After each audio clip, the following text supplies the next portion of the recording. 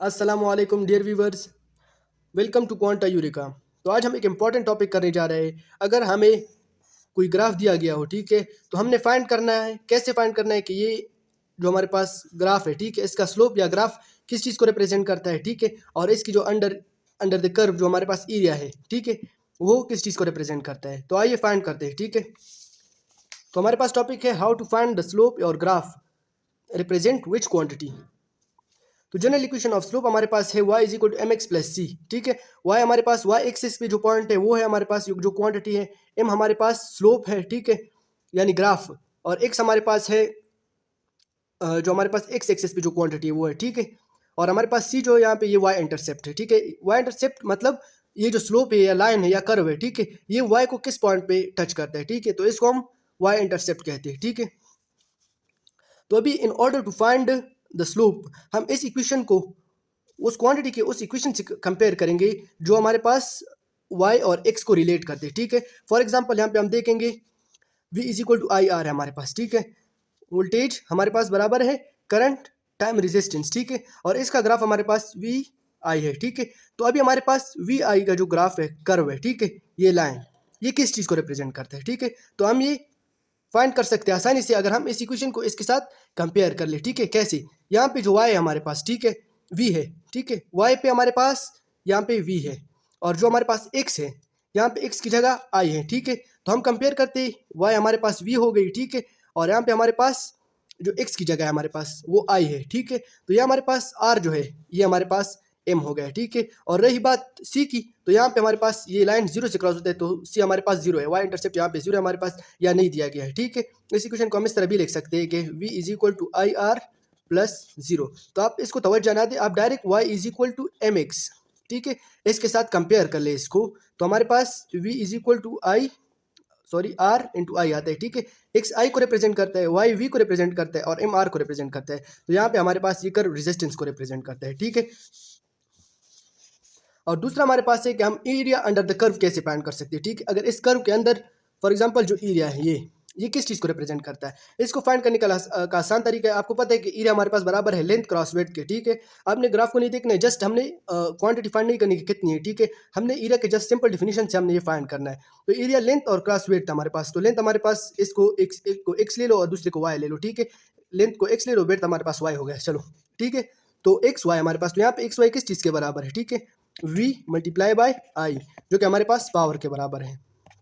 p is equal to I V, या इसको हम इस तरह भी लिख सकते हैं आई स्क्वायर आर, और इसके अलग अलग डिफिनीशन, लेकिन यहाँ पे हमारे पास ये पावर को रिप्रेजेंट करता है, ठीक है। तो चलो कुछ एग्जांपल करते हैं हम डिफरेंट ग्राफ्स के, और उनका एरिया फाइंड करते हैं, ठीक है, और कर्व फाइंड करते हैं कि कर्व किस चीज़ को रिप्रेजेंट करता है, ठीक है। जैसे कि आपको पता है कि हमारे पास जनरल इक्वेशन जो हमारे पास है इसका वो हमारे पास स्लोप का हमारे पास y is equal to M X है, ठीक है, लेकिन प्लस c है, लेकिन c जीरो है, तो हम इसको नहीं लिखते, ठीक है। डायरेक्ट हम लिखते हैं y is equal to M X, ठीक है। अभी इसके साथ फॉर एग्जांपल हम वी टी ग्राफ मालूम कर रहे हैं, ठीक है, वेलोसिटी एंड टाइम का ग्राफ मालूम करते हैं, ठीक है। जैसे कि आपको पता है कि हमारे पास एक ऐसी इक्वेशन है जो v और t और उसको रिप्रेजेंट करता है, ठीक है, वेलोसिटी और टाइम को रिलेट करता है, ठीक है। वो कौन सा इक्वेशन है हमारे पास? वो है हमारे पास v equals to A T, acceleration times T, ठीक है। तो v हमारे पास यहाँ पे स्लोप क्या होगा, ठीक है। स्लोप को हम इस तरह फाइंड करते हैं कि इन दोनों इक्वेशन को हम कंपेयर करते हैं, ठीक है। तो y पे हमारे पास v है, x पे हमारे पास t है, ठीक है। y पे v, x पे t हमारे पास, तो x पे t हमारे पास, ठीक है। तो इसमें हम इस तरह करते हैं, तो m हमारे पास यहाँ पे क्या हो गया, m हमारे पास a हो गया है, ठीक है। तो हमारे पास ये इक्वेशन जो हमारे पास है, इन दोनों को कंपेयर करने से हमें पता चला कि एक जो स्लोप है हमारे पास वो a के बराबर है, ठीक है। तो यहाँ पे हमारे पास जो स्लोप है वो एक्सेलरेशन को रिप्रेजेंट करता है, ठीक है। यहाँ पे मैंने इक्वेशन दिया है, ठीक है। और हम एरिया को किस तरह फाइंड कर सकते हैं, यहाँ पे सिंपली v और t को मल्टीप्लाई करते हैं, ठीक है। तो हम हमारे पास इक्वेशन है v मल्टीप्लाई t करते हैं एरिया, ठीक है, एक्स वाई को मल्टीप्लाई करते हैं। v और t किस चीज़ के बराबर है? तो वो डिस्प्लेसमेंट के बराबर है, ठीक है। तो डिस्प्लेसमेंट हमारे पास, डिस्प्लेसमेंट के बराबर कैसे? v हमारे पास s डिवाइडेड बाई t है और मल्टीप्लाई बाई t है, तो t कैंसिल, ये इसके बराबर हो गया है, ठीक है। तो यहाँ पे जो एरिया अंडर द कर्व है वो हमारे पास s को रिप्रेजेंट करता है, ठीक है। अभी नेक्स्ट एग्जांपल करते हैं हम। नेक्स्ट एग्जांपल हमारे पास है एक्सेलरेशन टाइम ग्राफ, ठीक है। एक्सेलरेशन टाइम ग्राफ में अगर हम देखें तो जो स्लोप है हमारे पास वो जे को रिप्रेजेंट करता है, ठीक है, और जे हमारे पास यहाँ पे जर्क है, ठीक है। अभी ऐसे इक्वेशन हमारे पास जो इन दोनों को रिलेट करता है उसको हम कंपेयर करते हैं y is equal to M X के साथ, ठीक है। वो कौन सी इक्वेशन है जो इस दोनों को वो करती है, ठीक है। वो हमारे पास है a equals to j multiply by t है, ठीक है। तो यहाँ पे एक्स एक्सिस पे टी है हमारे पास, वाई एक्सिस पे ए है हमारे पास, और जो हमारे पास एम है वो जे को रिप्रेजेंट करता है। तो यहाँ पे हमारे पास स्लोप जरक के बराबर है, ठीक है। तो यहाँ पे हमारे पास स्लोप जरक है, और एरिया को फाइंड करते हैं। एरिया हमारे पास है ए मल्टीप्लाई बाय टी, ठीक है। ए और मल्टीप्लाई बाय टी करने से फॉर एग्जांपल हमें पता है कि एरिया हमारे पास बराबर है ए मल्टीप्लाई बाय टी, ठीक है। तो ए हमारे पास delta v divided by t के बराबर और मल्टीप्लाई बाई टी, तो टी कैंसिल, ये हमारे पास डेल्टा वी के बराबर है। तो यहाँ पे हमारे पास एरिया डेल्टा वी को रिप्रेजेंट करता है, area under the curve delta we को रिप्रेजेंट करता है। नेक्स्ट हमारे पास एक है डिस्प्लेसमेंट टाइम ग्राफ। अभी डिस्प्लेसमेंट टाइम ग्राफ में अगर हम देखें, यहाँ पे हमारे पास एस है और ए टी है, ठीक है। इसको हम जनरल इक्वेशन से कंपेयर करते हैं, Y is equal to M X, ठीक है। और यहाँ पे एक इक्वेशन हमें चाहिए कि जो इन दोनों को रिलेट करे, और वो हमारे पास S is equal to V T, ठीक है। तो यहाँ पे वाई एक्सिस पे एस है, एक्स एक्सिस पे टी है, और एम हमारे पास स्लोप जो है वो वी को रिप्रेजेंट करता है, ठीक है। तो यहाँ पे हमारे पास स्लोप वी को रिप्रेजेंट करता है, वेलोसिटी को। और यहाँ पे एरिया किसके बराबर है, ठीक है। एरिया हमारे पास बराबर है एस मल्टीप्लाई बाई टी, ठीक है, जो कि हमारे पास सिंपली आई थिंक ये कोई सेंस नहीं बनाता है, ठीक है। तो ये नॉट मीनिंगफुल है, ठीक है, नॉट मीनिंगफुल। तो एग्जांपल नंबर 4 हमारे पास यहाँ पे है कि मोमेंटम और मास ग्राफ, ठीक है।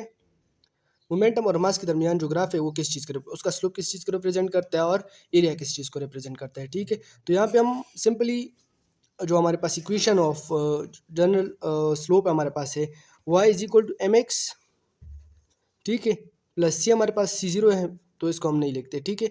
और जो हमारे पास मोमेंटम का इक्वेशन है P is equal to M और वी, ठीक है। यहाँ पे हमारे पास एक्स एक्सिस पे जो हमारे पास है वो एम है हमारे पास, ठीक है। तो एक्स एक्सिस पे हमारे पास यहाँ पे एम है, ठीक है।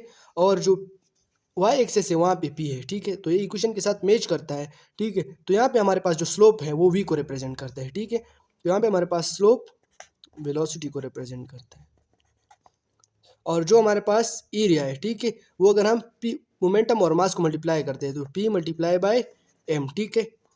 ये कोई फिजिकल क्वांटिटी नहीं आती है इससे, ठीक है। तो ये नॉट मीनिंगफुल हमारे पास है। नेक्स्ट हमारे पास है कि मोमेंटम वेलोसिटी ग्राफ, ठीक है। अगर मोमेंटम और वेलोसिटी के दरमियान ग्राफ हो तो उसका स्लोप किस चीज़ को रिप्रेजेंट करता है। तो जैसे कि आपको पता है, इसी इक्वेशन से हम कंपेयर करेंगे y is equal to M X के साथ, ठीक है।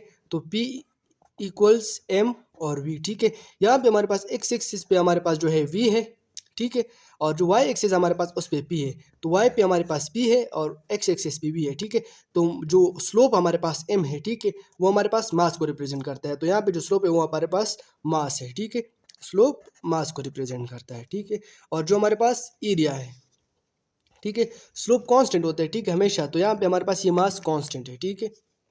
और यहाँ पे हमारे पास मास और मोमेंटम के दरमियान रिलेशन है, ठीक है।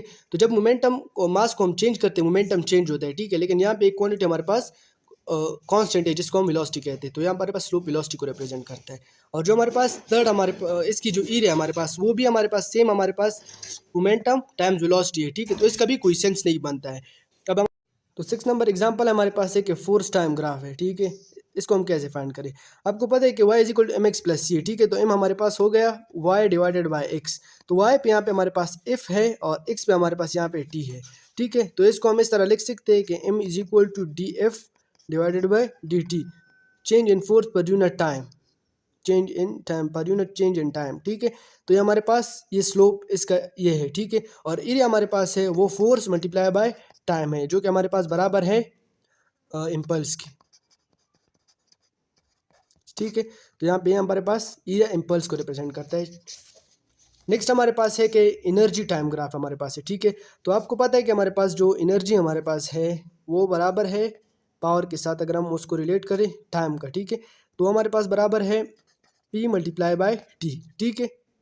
यहाँ से हमने निकाला P W is equal to P is equal to energy divided by T या डब्ल्यू डिवाइडेड बाय, ठीक है। तो इससे हमने E is equal to P multiply by T कर दिया, ठीक है। तो यहाँ पे अगर हम उसको y is equal to M X के साथ कंपेयर करें, ठीक है, तो y पे ई है हमारे पास, एक्स में हमारे पास टी है, ठीक है। तो एम हमारे पास पी के बराबर हो गए, ठीक है। M is equal to Y divided by X, जो कि हमारे पास वाई हमारे पास है ई, और जो हमारे पास एक्स है वो टी के बराबर है, ठीक है, जो कि हमारे पास बराबर है पावर की। तो यहाँ पे हम ये जो ग्राफ है हमारे पास स्लोप है, ये पावर को रिप्रेजेंट करता है, ठीक है। अगर हम एरिया को देखें तो एरिया हमारे पास बराबर है एनर्जी मल्टीप्लाई बाय टाइम है, ठीक है। तो एनर्जी मल्टीप्लाई बाय टाइम हमारे पास किस चीज़ के बराबर है? तो यहाँ पे हमारे पास ये अगर हम इंटीग्रल का कंसेप्ट यूज़ करते हैं, ठीक है, तो वो आपको समझ नहीं आएगी, ठीक है। तो integral of energy with respect to time है, जो कि हमारे पास टोटल एनर्जी को रिप्रेजेंट करता है, ठीक है। यानी इस पूरे टाइम में कितनी एनर्जी कंज्यूम हुई है, ठीक है, या यूज़ हुई है, इसको ये रिप्रेजेंट करता है। तो यहाँ पे हम लिखेंगे टोटल एनर्जी, ठीक। तो नेक्स्ट हमारे पास यहाँ पे फोर्स डिस्प्लेसमेंट ग्राफ है, ठीक है। तो फोर्स और डिस्प्लेसमेंट के दरमियान जो ग्राफ होता है वो किस चीज़ को रिप्रेजेंट करता है, ठीक है। जैसा कि आपको पता है, ठीक है, तो y is equal to M X हमारे पास है, ठीक है। और ये जो हमारे पास फोर्स और एक्स जो इक्वेशन रिलेट करता है उसको हम इस तरह लिख सकते हैं, F is equal to K X, Hooke's law की जो इक्वेशन है, ठीक है। तो यहाँ पे y पे f है हमारे पास, x पे x है, और m k को रिप्रेजेंट करते हैं यहाँ पे, ठीक है। तो यहाँ पे जो स्लोप है हमारे पास वो k के बराबर है, जो हमारे पास स्टिफनेस ऑफ द स्प्रिंग या मटेरियल रिप्रेजेंट करता है, ठीक है। तो यहाँ पे ई हमारे पास किस चीज़ के बराबर है? जैसे कि आपको पता है कि एफ डॉट एक्स हमारे पास बराबर है एफ मल्टीप्लाई बाई एक्स बराबर है वर्क डन की, ठीक है, वर्क डन। तो यहाँ पे हमारे पास एरिया वर्क डन के बराबर है। नेक्स्ट हमारे पास है जर्क टाइम ग्राफ है हमारे पास, ठीक है। तो जर्क टाइम ग्राफ हमारे पास अगर हम इसको कंपेयर करें, ठीक है, Y is equal to M x plus C के साथ, ठीक है। तो यहाँ पे हमारे पास वाई पे हमारे पास है जर्क है, ठीक है, जो बराबर है हमारे पास एम स्लोप, और एक्स पे हमारे पास टी है, ठीक है, जो कि एम बराबर है हमारे पास change in jerk with respect to change in time, ठीक है। तो ये हमारे पास बराबर हो गया slope change in jerk divided by change in time, ठीक है। तो एरिया हमारे पास किस चीज़ के बराबर है? आपको पता है कि एरिया हमारे पास यहाँ पे जर्क मल्टीप्लाई बाय टाइम के बराबर है, ठीक है। तो जर्क मल्टीप्लाई बाय टाइम अगर हम करें तो ये डेल्टा ऑफ ए के बराबर है, ठीक है, डेल्टा ऑफ ए के बराबर। तो यहाँ पे हमारे पास जो एरिया है वो चेंज इन एक्सेलरेशन को रिप्रेजेंट करता है। नेक्स्ट हमारे पास इंपॉर्टेंट एमसीक्यूज हमारे पास है, ये एमसीक्यूज के पॉइंट ऑफ व्यू से बहुत इंपॉर्टेंट है कंसेप्ट, मोमेंटम डिस्प्लेसमेंट ग्राफ। ये फोर्स को रिप्रेजेंट करता है, लेकिन कैसे? यहाँ पे तो हमारे पास पी और एक्स को अगर हम देखें तो यहाँ हमारे पास फोर्स का कहीं भी रिलेशन नहीं आता है, ठीक है। तो अगर हम इसको देखें तो directly doesn't directly represent the force, ये डायरेक्टली फोर्स को रिप्रेजेंट नहीं करता है, ठीक है। Instead it shows how momentum changes over time, ठीक है। जब हम एक्स में ट्रेवल करते हैं, ठीक है, तो टाइम भी हमारे पास वो होता है, ठीक है, कंज्यूम होता है, ठीक है। तो यहाँ पे हमारे पास यहाँ पे पी है डेल्टा पी, ठीक है, वाई पे हमारे पास जो कि बराबर है फोर्स मल्टीप्लाई बाय टाइम पे, ठीक है। अगर हम टाइम को इस तरह डिवाइड करें या इसको y is equal to M X के साथ कंपेयर करें, ठीक है, तो यहाँ पे हमारे पास t और x, ठीक है, t और x हमारे पास यहाँ पे यानी t जो है वो x एक्सिस पे, Y D sorry D P हमारे पास change in momentum y axis पे है, ठीक है, या पी y एक्सिस पे। तो यहाँ पे हमारे पास जो फोर्स है, ठीक है, वो हमारे पास स्लोप है, ठीक है। ग्राफ तो फोर्स को रिप्रेजेंट करते हैं यहाँ पे, क्योंकि अगर हम इसको कर दें so delta P divided by delta T, यहाँ पे हमारे पास यही ग्राफ स्लोप है ग्राफ का, ठीक है।